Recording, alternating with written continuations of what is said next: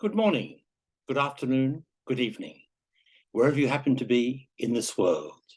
This is John West back again with Japanese business and economy.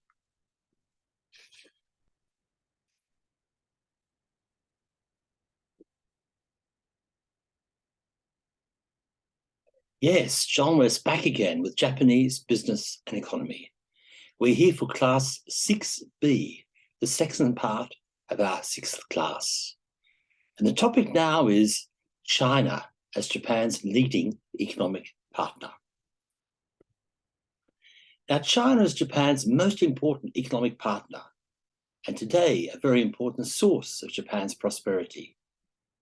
But Japan's political relationship with China is tarnished by history, notably Japan's invasion of China in the first half of the 20th century, and tarnished also by more recent territorial disputes, notably in the East China Sea. On top of this, Japan's relationship with China is complicated by Japan's military alliance with the US, the country, of course, that China is deeply immersed in a great power struggle with. Now, looking back over the last century or so, Japan's relationship with China has had many ups and downs. Now, during the first half of the 20th century, it was a clear down period. Japan invaded and occupied large parts of China and was responsible for great tragic deaths of Chinese people and damage to the Chinese country. Then in the 1970s and 1980s, following Japan's recognition of the People's Republic of China as the legitimate state of China, there was a golden era for economic and political cooperation between the two countries. Indeed, Japan was the first advanced country to push for a reopening of relations with China following the general freezing of relations following the Tiananmen Square incident. But then again, relations chilled when the Chinese government launched a patriotic education campaign following Tiananmen Square, which highlighted Japan's actions during its invasion of China, most notably the rape of Nanjing.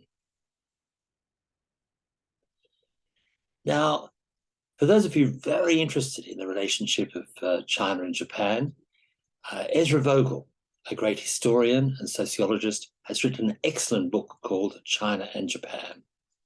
And in this book, he writes, if the relationship between China and the US, the world's two largest economies, is the most important relationship in the world, then arguably the second most important relationship is that between China and its neighbor Japan, the third largest economy. I repeat, this important declaration comes from Ezra Vogel's book, China and Japan, Facing History. Now, since the opening of Japan to the world economy in 1978, business and economic connections between the two countries have blossomed thanks to their geographical proximity, they're very close to each other, and their natural complementarities. China's rising middle class provides a welcome market for a Japan mired in demographic stagnation, while Japan's advanced technology offers many benefits to China, including essential components for companies like Huawei and products that China assembles on behalf of companies like Apple. The Japan-China relationship is often described as hot economics, cold politics. Now, the major rebooting of Japan-China economic partnership occurred in 1978, when Chinese Vice Premier Deng Xiaoping visited Japan for the first ever visit of a Chinese state leader to Japan. Let's come and have a look at Deng Xiaoping traveling from Tokyo to Osaka in the Shinkansen.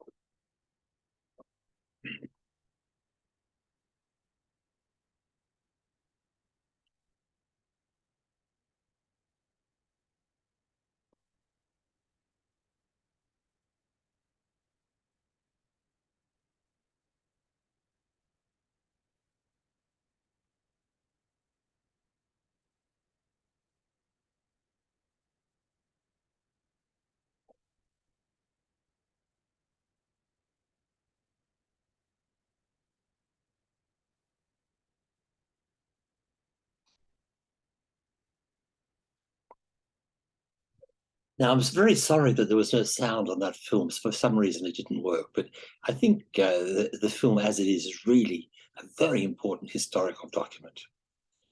Now, for you young students, you have to take your mind back and imagine the year 1978. At that point in time, Japan had become a very advanced country, a very high-tech country, a country with high-speed trains that Australia, Canada, the US still don't have today. And Deng Xiaoping, as the leader of China at that point in time, he came from a China which was mired in poverty, a very, very poor country, a country that didn't have trains like that, where over 90% of the people lived in poverty. And of course, Deng Xiaoping, I've had some of my students translate what he said. Deng Xiaoping was amazed at this technology that Japan had in its fast trains, astonished at how advanced Japan was. And of course, all he wanted was for Japan to help China in rebuilding itself after the period of Mao Zedong. So when Deng Xiaoping traveled from Tokyo to Osaka on that train, in Osaka, he visited the Panasonic TV factory. Now, Panasonic as a company that was created by Mr. Matsushita, and you can see there in the photo, Deng Xiaoping being received by Mr. Matsushita there in Osaka. Now, Deng Xiaoping says to Mr. Matsushita, "You are called the god of management in Japan. Would you be willing to help advance the modernization of China?" And this is astonishing, you know, a Chinese leader almost begging a Japanese business leader to help rebuild Japan, rebuild China. And so Mr. Matsushita, the founder of Panasonic, said, "We will do whatever we can to contribute to the modernization of China." Now, through the 1980s, Mr. Matsushita transferred technology, trained Chinese workers, and otherwise helped China modernize its industry through 150 separate projects. China learned how Mr. Matsushita made everything from electric irons to transformers and semiconductors. You see here, there's a Panasonic stand showing all of its high-tech products. Now, Panasonic's investment in China was just the beginning of the wave of Japanese investment in China. At the end of 2018, before, of course, COVID, the total stock of Japanese foreign direct investment in China stood at some $124 billion. $124 billion of business investment from Japan in China, with about 23,000 Japanese companies having operations in China. Now, in the early days, in the 1980s, Japanese manufacturing companies in the motor vehicle, electronics, and heavy industries were taking advantage of China's low-cost structure, low-cost workers. But today, of course, China has progressed, China has advanced, and the buying power of China's emerging middle class is a growing attraction for Japanese companies. So what's happening today, more and more, Japanese companies are investing in China, creating products in China to sell to Chinese middle-class people. Now, with such a strong investment relationship, it is not surprising that China has also become Japan's most important trading partner. Trade has in fact increased from 1 billion to some 317 billion over the past 45 years, and now represents more than 20% of China's total trade. So a massive increase in Japan's trade with China. It has, of course, suffered recently because of the US trade war with China's slowdown, and above all from the pandemic. But China has become a massive trade partner for Japan. So, on the other hand, Japan is also China's third largest trading partner.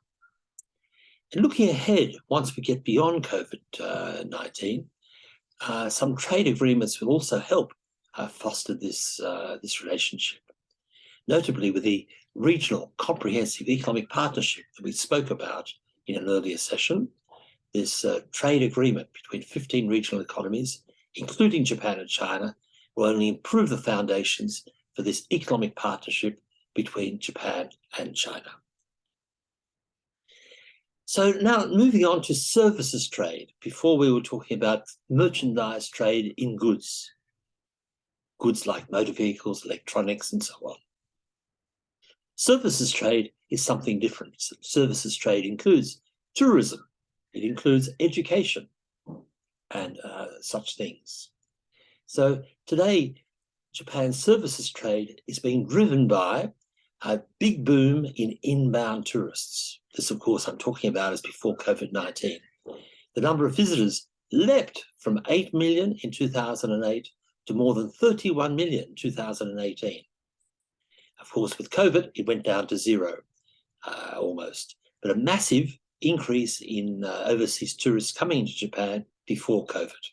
And not surprisingly, Chinese tourists had become the biggest group of tourists visiting Japan.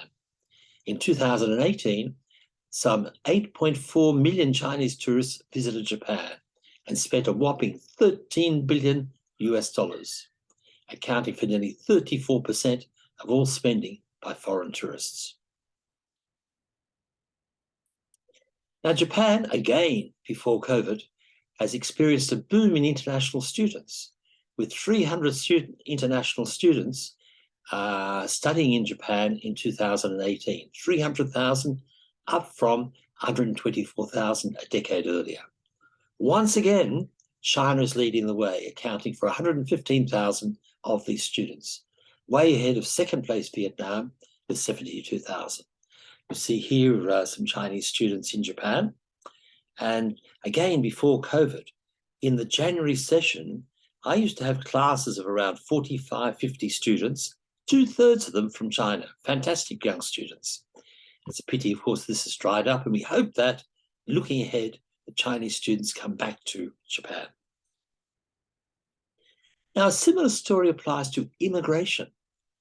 Now, Japan is a country that has relatively few immigrants compared with Europe, America, or Australia, but immigration has been increasing over the past couple of decades. In 2018, there were some 2.7 million foreign residents in Japan, an increase of 270%, 270% since 1990. That represents 2.2% of the national population. So a big jump in immigration in Japan. And China, again, has jumped ahead of Korea as Japan's biggest source of foreign residents, with close to 800,000 Chinese people living in Japan.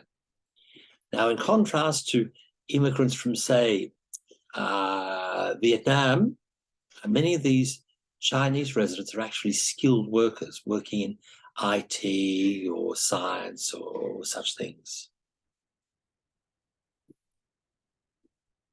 Now, the reorientation of Japan's economy towards China represents a paradigm shift. It reflects a more open and dynamic China, as well as natural complementarities that we referred to before. It also reflects a disinterest by the US in Asian trade deals like the Trans-Pacific Partnership and like RCEP that I referred to before, the Regional Comprehensive Economic Partnership. And of course, when we had President Trump in power, his erratic behavior towards Asia, towards trade in Asia, also pushed to some extent our Japanese friends to do more business with China. President Biden has shifted a little bit back towards being more open and constructive with Asia. But even under President Biden, there has been no interest in signing up to the TPP or even the RCEP. Now, this fantastic relationship between Japan and China, fantastic economic relationship, trade, investment, trade in services, immigration, has had its problems. Politics gets mixed up in this economic relationship. For example, in September 2010, a Chinese fishing boat collided with several Japanese patrol boats near the Senkaku Islands, and this led Japan to detain the Chinese skipper. Beijing instantly retaliated by detaining Japanese citizens in China and imposing an unofficial embargo on rare earth exports to Japan. Now, you might have to be aware that these Senkaku Islands are way at the bottom of the Japanese chain of islands, and Japan claims these islands as theirs, but China also claims these islands as theirs. So dispute over the ownership of these islands. And so when the Japanese government arrested this Chinese fishing boat, the Chinese government just exploded. And part of the explosion was an unofficial embargo on rare earth exports to Japan. Now, again, I have to explain, rare earths, they are very important components in many electronic products that Japan produces. And so it's not just any old mineral. And so this unofficial embargo on rare earth exports to Japan actually hit the Japanese economy quite hard.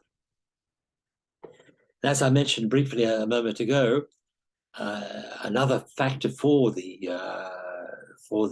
wonderful economic relationship between Japan and China has been the COVID-19 pandemic. Firstly, of course, tourism between the two countries has dried up. International students from China coming to Japan, that has also dried up. Trade has also been affected between the two countries, and also investment. And the investment has also been adversely affected because China's borders have been closed. And when business people make investments in another country, they usually like to travel to that country, see the country, meet the people, then make their investment. So that has really been stopped because of the COVID pandemic. And so we're all hoping now that both China and Japan have opened up again, that hopefully the COVID pandemic is moving behind us, that this wonderful Japan economic relationship will boom back again. Now, I'd like to just make a couple of concluding comments. Firstly, if history is any guide, Japan is likely to always have an unstable relationship with China, unstable economic relationship with China. Now, there are many good reasons for these two countries to do business together, but politics get mixed up in this relationship, and that contributes to instability in the relationship. Now, driving this relationship in a positive direction are economic complementarities. And so we have this balancing act between the economic complementarities and the politics. Now, that said, it is in the interest of both countries to foster a strong economic relationship. Both countries benefit greatly from trade, investment, tourism, international students, and so on. Very beneficial on both sides. And so what both sides need to do is try to manage their political differences and allow the economics to go ahead. Now, from Japan's point of view, looking ahead, it must work to try to ensure a balance of power in East Asia, rather than allowing China to dominate. This means keeping the US active in Asia, as well as middle power diplomacy with other democracies like Australia, India, and Indonesia. If Japan can work to ensure a nice balance of power in East Asia, political stability in East Asia, this will enable the economic relationship with China to proceed in a very good direction and contribute to prosperity on both sides.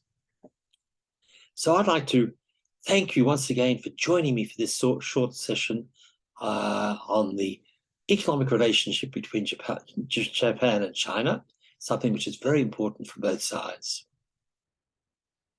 And so thank you once again for joining me for this session. If you have any comments, questions, please don't hesitate to send me an email. I'd be delighted to receive it. And And otherwise, we can talk about this important topic in our student discussion sessions in mid-January. For the moment, let me say sayonara.